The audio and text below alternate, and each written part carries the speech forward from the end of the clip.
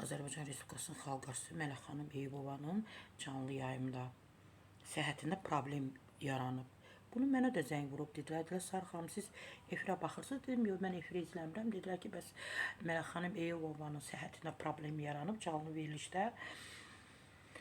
Bu barədə demək ki, Qafqaz Info xəbər verir ki, muğam müsabiqəsinin ötən gün yayımlanan bölümündə canlı efirdə olan 62 yaşlı sənətçinin vəziyyəti pisləşib. Mən başa düşmürəm, bu yaxşı niyə yazıblar burada 62 yaşlı? Xalq artisti Mələk xanım Eyübovanın vəziyyəti pisləşib.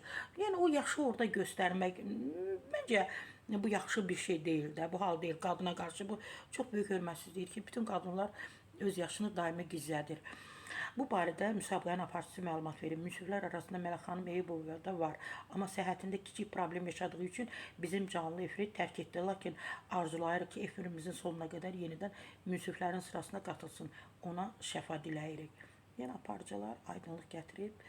Təbii ki, hava istidir, gərgin iş, gərgin həyat, nə bilim, evladların problemləri, nəvələrin, bəzən nəticələrin, o qədər problemləri var ki, təbii ki, bunları bir ana, bir qadın, bir nənə, belə balaca, kiçicik, nə bilim, çiyinlərində çəkəndə təbii ki, belə səhhətli hallar baş verir və mənim burada Şəbnəm doktorumun, həkim kosmetoloqumun əlaqə nömrəsi var, ona müraciət edin. Çox xahiş edirəm. Sara Səfuradan bu qədər.